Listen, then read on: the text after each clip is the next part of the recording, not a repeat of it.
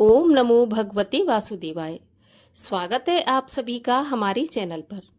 आज के इस वीडियो में हम आपको बताएंगे आषाढ़ मास की पूर्णिमा तिथि कब है, पूर्णिमा तिथि कब आरंभ होगी, कब समाप्त होगी, स्नान की पूर्णिमा कब होगी, इसके अलावा व्रत की पूर्णिमा कब होगी, सत्यनारायण की कथा कब करवा सकते हैं।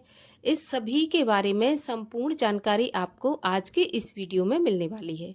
तो वीडियो बहुत महत्वपूर्ण है, वीडियो अंत तक देखिए।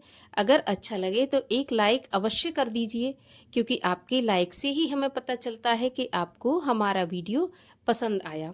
साथ ही ऐसी ही और जानकारियां प्राप्त करने के लिए, व्रत कथाएं सुनने के लिए चैनल को सब्सक्राइब करके बेल आइकन पर क्लिक अवश्य कर लीजिए। तो चलिए अब शुरू करते हैं आज का वीडियो। पूर्णिमा तिथि बहुत ही महत्वपूर्ण तिथि है हमारे हिंदू धर्म में। एक अमावस्या तिथि, एक पूर्णिमा तिथि। जिस प्रकार अमावस्या तिथि पितरों को समर्पित होती है, उसी प्रकार पूर्णिमा तिथि देवताओं को समर्पित होती है। और आषाढ़ मास की पूर्णिमा तिथि तो और भी ज्यादा महत्वपूर्ण हो जाती है, क्योंकि ये गुरु पूर्णिमा भी है, गुरुओं को समर्पित है। महर्षि वेद व्यास पूर्णिमा भी इसको कहते हैं, व्यास पूर्णिमा। महर्षि वेद व्यास जिन्होंने वेदों की रचना की, सभी ग्रंथों की रचना की, उनको समर्पित ये तिथि मानी जाती है। तो इसलिए इस तिथि की महिमा और बढ़ जाती है। गुरु पूर्णिमा के दिन गुरुओं का सत्कार करना चाहिए। अगर आपके गुरु नहीं है, अभी तक आपने किसी को गुरु नहीं बनाया है, तो आप चाहें तो गुरु पूर्णिमा के दिन गुरु दीक्षा ले सकते हैं, गुरु बना सकते हैं।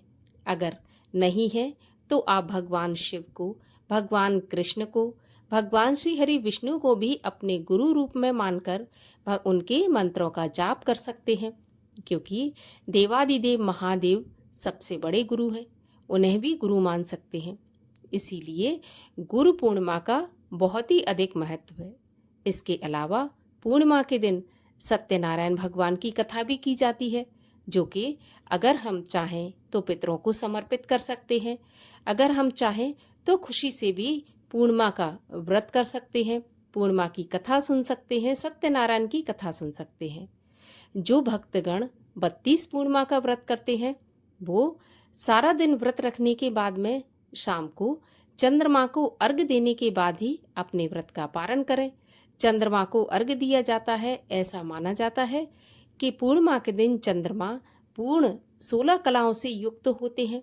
तो पूर्णिमा के दिन चंद्रमा के दर्शन अवश्य करने चाहिए और साथ ही साथ चंद्रमा को अर्घ्य देना चाहिए।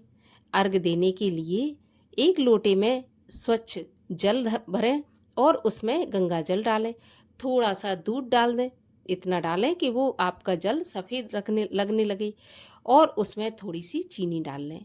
इसके बाद चंद्रमा को अर्घ्य दें और कम से कम 15 से 20 मिनट, आधे घंटे तक चंद्रमा की रोशनी में अवश्य बैठें। ऐसा माना जाता है कि अगर कोई भी चर्म रोग है या किसी भी प्रकार की व्याधि है, रोग है, तो चंद्रमा की रोशनी में पूर्णिमा के दिन बैठने से वो राहत मिलती है, उसमें वो रोग नष्ट हो जाता है। तो इसीलिए चंद्रमा का भी विशेष महत्व पूर्णिमा के दिन माना जाता है। अब बरसात का महीना चल रहा है और चंद्रमा के दर्शन हो सकता है कि पूर्णिमा के दिन ना हो, बादलों में ढके रहें, तो आप कैसे चंद्रमा को अर्घ्य दें? तो भगवान शिव के मस्तक पर जो चंद्रमा है, उन्हें आप दर्शन करके उनके सामने ही आप अर्घ्य दे सकते हैं, चंद्र दर्शन कर सकते हैं।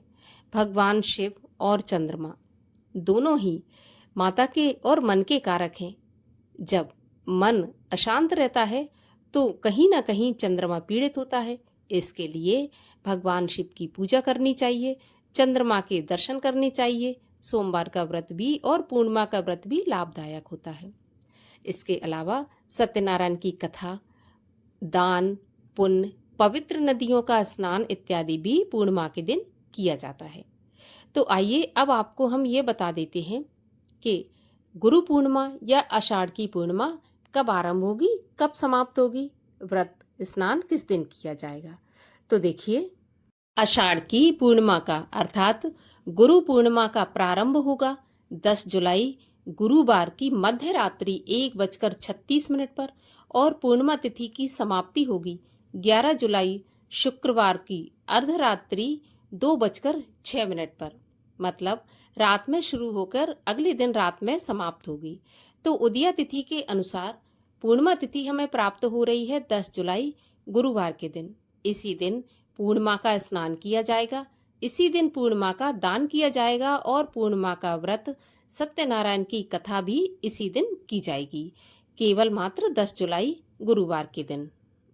10 जुलाई गुरुवार को चंद्रोदय का समय रहेगा शाम को 7:11 पर और राहु काल का समय होगा दोपहर 1:30 बजे से 3 बजे तक। और राहु काल के समय की गणना अशुभ समय में होती है, तो इस समय पर आप कोई भी पूजा पाठ और कोई भी कथा वार्ता इत्यादि से बचें। तो आशा करती हूँ जानकारी आपके लिए उपयोगी होगी। अगर उपयोगी हो तो चैनल को सब्सक्राइब करके बेल आइकन पर क्लिक कर लीजिए और वीडियो को लाइक अवश्य कर दीजिए।